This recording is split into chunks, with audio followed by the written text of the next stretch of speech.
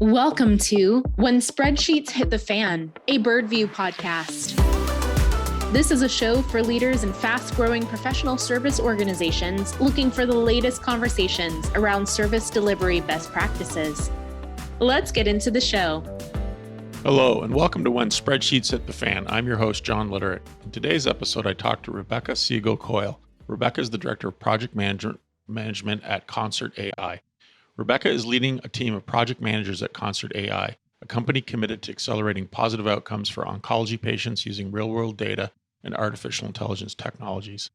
Since joining ConcertAI, Rebecca has collaborated with other leaders in the company to influence the importance of the project manager's role and to also show how the project management office can partner with the rest of the organization to increase efficiency, delivery, and revenue recognition. On today's show, we talk about the dangers of working with an accidental project manager, the business value of the project management office, and at the end of the program, when we ask the question, what's your spreadsheet story?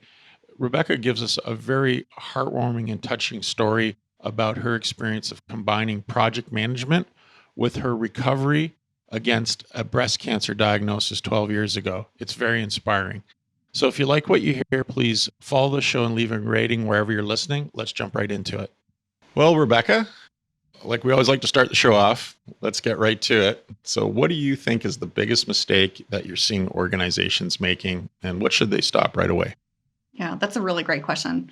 I think the biggest mistake I see everyone make is they think everyone is a project manager. It's so easy. Well, yes, it can be easy for some. Not everyone is a project manager. Mm-hmm. Just like other career paths, there's methodologies, best practices, and tools based on a specific project. And a trained, skilled project manager will know how to apply them to each situation. So each PM has their own toolbox, and they've built with experience, and they pull the right tool at the right time to help deliver the project within scope, schedule, and budget. I often use the analogy, if you need brain surgery, you don't go to a podiatrist, do you? No, you go to a brain surgeon because that's their specialty, because they're dealing with that all the time. So if you need to have someone manage your project, you should go to a project manager. Yeah, for sure. I think the other thing is people think, oh, PMs are just there to take notes, set up meetings, and of course, manage the endless spreadsheets that sits on everyone's desktops. But there's so much more to the role than that. Yes, PMs do facilitate meetings and drive communication. There's a lot more below the surface of what everyone sees. PMs add values by building relationships, both internally and externally, while holding people accountable to their tasks. They look at projects holistically. They plan the work, they anticipate issues, and they also forecast the financial aspect to help the organizations plan on revenue recognition. I've always said PM wears many hats, or they can play several roles on a team. Some days it's an air traffic controller. Some days it's a translator. Some days they have to be Switzerland because they're sitting in between teams arguing. Sometimes it's a parent. And my favorite is sometimes we play the role of a therapist. Our teams come to us complaining, and we have to figure out how to help them keep moving. So the PM is there to support everyone and ensure that we're keeping track of all of our progress while mitigating risks and impacts, not only to the project, but to the organization itself. Yeah, well said. And because we sell project management software, and I myself have been talking to, project management professionals for most of my adult career, I think on LinkedIn, I'm connected with over 2,000 project management professionals. This is what we find. A lot of times companies, we call it the accidental project manager. So I agree with you. It is a big mistake that organizations are making.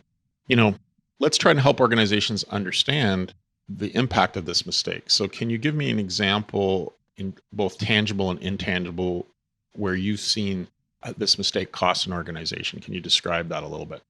Yeah, I've worked in several organizations in my career. So here's two really good examples.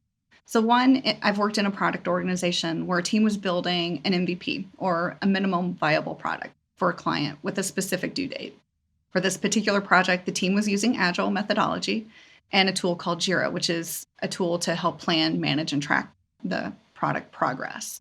However, the engineers would enter tickets into the systems, into the Jira system. There may or may not be any details, such as like requirements, environment, version, due date, and it may not even be assigned to anyone. So no one was actually overseeing the actual project, and several folks were duplicating their efforts. A lot of resources were burning out. So there was some leadership involved, but it wasn't consistent. Leadership typically came in and set the due date, and then it was missed. They'd get upset. Why isn't this done? So when I joined, I set up some agile best practices. We hired scrum masters to run the project boards. We defined roles, held daily stand-ups, set up regular sprint schedules and priorities, and also had clearly defined requirements. So when it was assigned to an engineer, they knew exactly what they needed to do and when they needed to have it done by. If the engineer ran into roadblocks, it was brought up during daily stand-up, and the scrum master would mitigate that and find a workaround. The scrum master then would also report metrics and facilitate sprint demos to get feedback from the client and from leadership. At the end of the sprint, the team participated in a retrospective and figured out how they could lean into their strengths and make more progress faster. How could they do it better next time? So the impact was a team was formed, they worked all together and to get the product built, and no one felt overwhelmed. Another example is at my current organization, we use a different type of project management. We use waterfall methodology to manage our contracted client projects. When I joined 6 months ago, there was confusion between team members on who was really responsible for what, how, and when we closed out projects. So some of our projects were exceeding the schedule, which negatively impacted our revenue. The number one rule to project management is every project has a beginning and an end. So that was a really important lesson that our team learned. Yeah, as simple as that is, it's true, isn't it? So yeah, I like this. Yeah. And I like that you're using both an agile methodology example and a waterfall methodology example. Yeah, this is good. Please continue.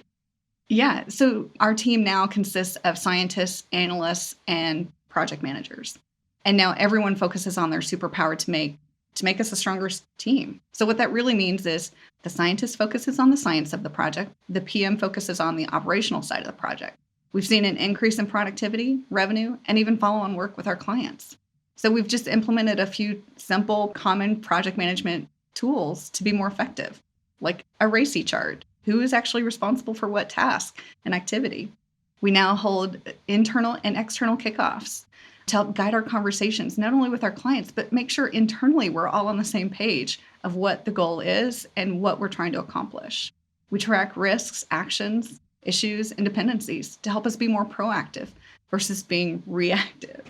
And then finally, we've encouraged our PMs to think more creatively and strategically around forecasting and collecting revenue. Yeah, that's great. And I like two things I also liked about what you were saying there. I like using the word superpower. I love the passion. You feel really proud to be a project manager. It's your superpower. I love it. That's how I feel about myself, what I do with my main line of business here, which is I'm a business development rep. I feel like sales is my superpower. So I love the passion on that. I also like that you brought into the discussion, the importance of a RACI chart. Many, many initiatives fail simply because people don't know the responsibilities, who's accountable, right? Who should be consulted, who should be informed. And that's a huge, huge thing that people can, really learn is to, go out there, do a Google search, find out what an RACI chart is. If you haven't heard of it, you can apply it everywhere, but it's really critically important in project management. So yeah, good stuff. Okay. Let's organize the team a little bit more. To your point of the superpower, I'm not going to save the world all by myself. No, of course not. Yeah. Together, we all bring our superpowers together and conquer the world. Yeah, that's right. It's like a team. It's the Justice League, right? So the Avengers. Exactly. That's good stuff. All right. Excellent.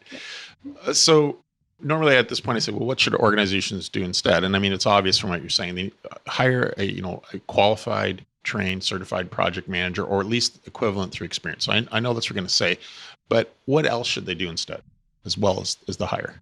Yeah, it is finding good project managers. It's also setting standards for your organization. In every organization, it can look differently, but build that process. And I always say, focus on consistency.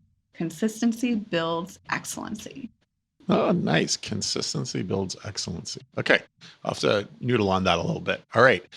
So this is the early part of the show where we always challenge our guests to see if they can take their wisdom and boil it into a simple stop-start maxim. And I always say this to the guests, no pressure if you can't do it, but it would be great because, when someone's listening to this in the car and they're trying to think about what was it that, Rebecca shared with me, and if they can say, oh yeah, she said, stop doing this, start doing that. So that's why we're trying to boil it down. So let's see if you can, give it a shot.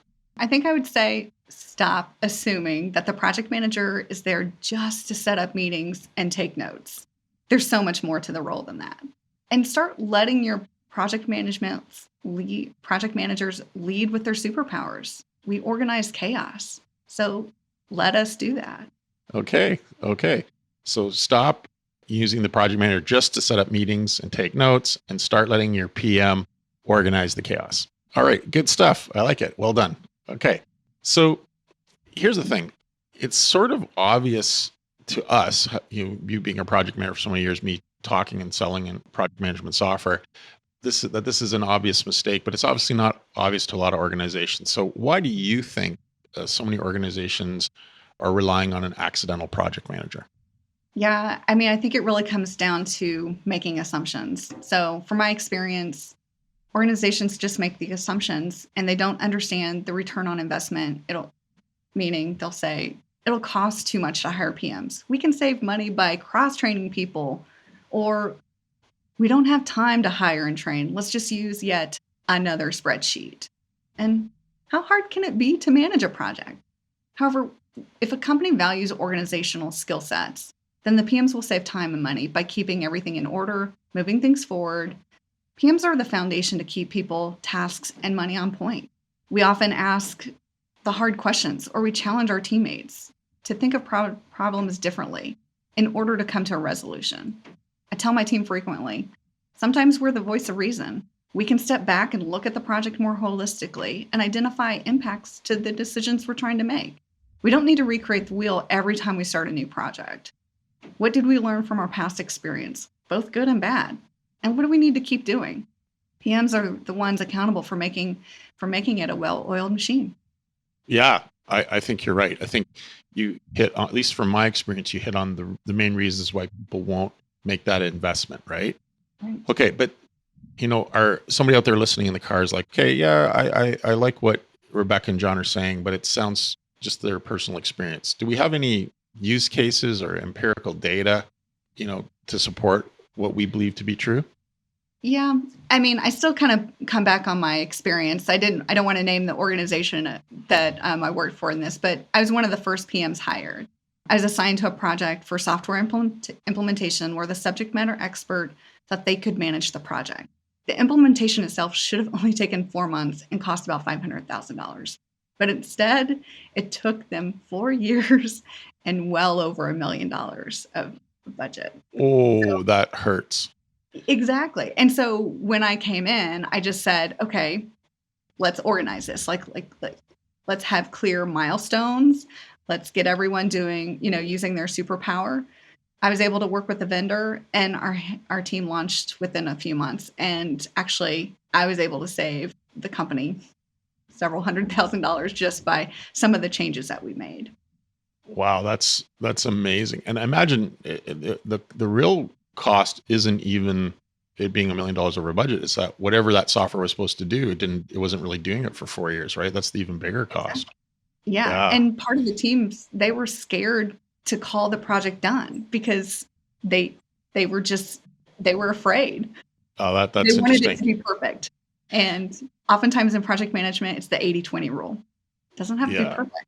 Yeah. For anybody, if you are dealing with complex projects, and you think you can, continue to run with an accidental project manager, I would really strongly advise you to, go out there and do a Google search on how often projects go awry. Mm-hmm. They go awry even with like really trained, certified project managers. It's hard enough, but at least you have a better shot with someone that's skilled, right? So exactly. Yeah. Well, even at my current organization, our department has only added project management within the last 2 years to help execute our projects.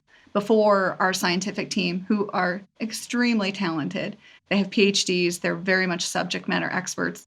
But again, like project management is a skill set. And so having them focus on the science and have our project managers focus on the project, the operational side, it's really made some huge improvements. Now we partner with our clients, and internal teams are enabled to be more consistent with how we recognize revenue. We build a reputation, and we're having follow-on work just by implementing some basic project management tools. Cool. Love it. A little biased because I sell project management software, but before I came to Easy Projects, I, advised project managers. So I love what you're saying. It's been true for, the 20 years that I've been working with project managers. You've already elaborated a lot. I'm going to ask you, could you elaborate a bit more why this works better beyond what you've already, shared? I think the name of the podcast is When Spreadsheets Hit the Fan. I tend to cringe when someone shows me a Gantt chart in an Excel spreadsheet in a tool. Mm-hmm. I'm not saying you can't do that, but it's not scalable. And I think that's the key thing is you want to be able to scale what you're doing. You want to repeat success and enable the teams to be more consistent. And not saying you can't have a spreadsheet. It's just you have to know when you need to pull the trigger to actually put it into a system that can help manage it for you. Yeah, well, that's sort of the premise of why we built our product, right? You get into with multiple parties trying to enter data into spreadsheets, you get problems with version control, data errors. So, right. But I mean, the software isn't really the most important thing. It's the actual skilled project manager looking at it, eyeballing it, right? Exactly. So this is great. Okay, so what I'm envisioning is that there's someone listening to this podcast, and either they're an accidental project manager who realizes I need to get more training, or it's the owner of the company or a CEO decision maker, and they're realizing, you know what, I need to like invest in proper project managers. So, they're starting to want to do it. How quickly do you think they could see some of these benefits? That's a tough question. Yeah, it is. Yeah, for sure. Everyone wants it now, right? Yeah. I think it's going to be different for everyone. So I think it's going to depend on how motivated you are to make the changes and how quickly you want to get your team to rally behind these changes. Yeah, it is subjective. So this is where we want to move away from the theory and we want to get more actionable. So how does someone get going? What's step one on this? I think you have to think of it like a project. I mean, here we are talking about project management. So you can turn anything into a project. So what is your scope, schedule, and budget? If you're trying to define how to incorporate project management into your organization, why not use the fundamentals to build it? So you set up incremental milestones. What do you want to accomplish by when? Who is holding you accountable? And how are you reporting your metrics and status out to your teams? That is good. What else? How else can we, make this actionable? I would also say define what your why is. Why do you want project management in your organization? How do you think it will improve your organization by having project management? How does it actually fit into your organization? And I guess I'm asking questions. I'm asking a lot of questions to answer the question, but ask yourself, what is my biggest problem? How did I get to where I am here today? What has worked well in the past? And where do I want to go? I think the clear thing is, how do you scale? So create some space for grace. I use that phrase a lot. Space for grace. Like it. For grace. We're all human. We all make mistakes. And so give yourself some time. So building a PM organization, it will take time. Ask yourself, what do you want it to look like in 1 month, 3 months, beyond, like a year and beyond? Start with the foundation. Start with what you can tackle today. Is it defining what the PM role should be or could be? Is it implementing tools like a RACI chart, communicating expectations with the client? Or is it having someone in the middle to help translate requirements between teams? Find a good PM who can complement your organization. Well, someone has those superpowers, right? Exactly. Yeah. And I find, some of the best PMs, they have multiple experiences working in different industries. I've worked in software, healthcare. I've been a consultant. Like, all those experiences have made me, what I am today, made me successful by using those experiences and built my toolbox. So I always say, managing one project doesn't make you a project manager. Managing multiple projects and programs makes you a really well-rounded PM that can apply that experience to any situation. Yeah, well said. And the part that you were saying about the project manager needs to work in different industries, that's so important, because what project is to a healthcare organization is very different than what it is to a university, to a manufacturing company. And I always like to try to think of it as, if the standard project management methodology is like the equation Y equals MX plus B, right? Mm-hmm. The industry is like the word problem. So the healthcare organization is like going to be using that equation completely different than a university or a manufacturing firm, right? And so you need someone, just like in math, you need someone who understands the Y equals MX plus B formula really, really well. But then they need to be able to start to do the different word problems. It's the same thing with project management. They understand the project management methodology, but then they need to understand how does it work in a different industry, right? Exactly. Some projects are more like service initiatives, and some projects are like really, finite, like what you're saying. They have a start and an end date and heavily defined, easy to understand tasks, right? So that really resonated with me. I see that often as a big challenge. And so if you do have a project manager who has a lot of experience in your industry, that's just a huge bonus. So that really resonated with me. Thank you for sharing that. Okay. So I hire or I pay for training. I get a really, really well-oiled project management office with trained professionals. And I'm all excited for this ROI. I'm all excited for things, to happen. But we know sometimes things go wrong, right? Things don't always work out. Best practices aren't infallible. So if someone did make this investment, what could go wrong still? I'm going to say going too fast. I like that. Yeah. The Taj Mahal wasn't built in a day, and neither will your PM organization. It takes time and organizational change management to implement and get your teams comfortable with this new change. Because guess what? There will be resistance. So plan for how you're going to respond to that. You got to get buy-in from the top. Building a PM in my experience is you have to work at it. You have to work at it at all angles, from the top down, the down up, and all the ways laterally. So remember to lean on your existing PMs and empower them to influence the change and build internal credibility, and that will enable the PMO to be successful. Well said. Well, I think you've given us a lot to think about. It's a topic that I see day in and day out, so I'm a big fan of it. I agree with what you're saying. It's been great to have you as a guest. I hope you've enjoyed the experience. And we always want to end the program now with a question. What's your good or bad best, spreadsheet story? Yeah. Well, I think I have two short stories. So. Okay, good. Yeah. So one, I've worked in several organizations, and they always assume that a spreadsheet can fix everything. Sure, spreadsheets are and can be helpful. Don't get me wrong, but they can also get out of hand quickly. Look at your spreadsheet now. Is it really meeting your needs? Or are you just scared to try something new? Does everyone know how to maintain that spreadsheet? I think in our current organization, we use spreadsheets a lot, and then people will leave, and then we're like, this is a beast. How do we maintain this? It gets out of hand. So I think you have to ask yourself, when will it be time to move on to a more elaborate system? So there's many PM tools like yours out there that you just need to evaluate and figure out what's going to be best for your organization. Yeah, that's true. And what's the other story? Well, from a personal standpoint, I'm a 12-year breast cancer survivor. And when I got diagnosed with breast cancer, I didn't know how to deal with it. But I was a project manager, so I turned it into a project. And I put my project or my breast cancer treatments, my meetings, everything into Microsoft Project to organize it. I created milestones. And once I did that, I realized I'm the project manager of me. And it helps me deal with that situation. Oh, that's an incredible story.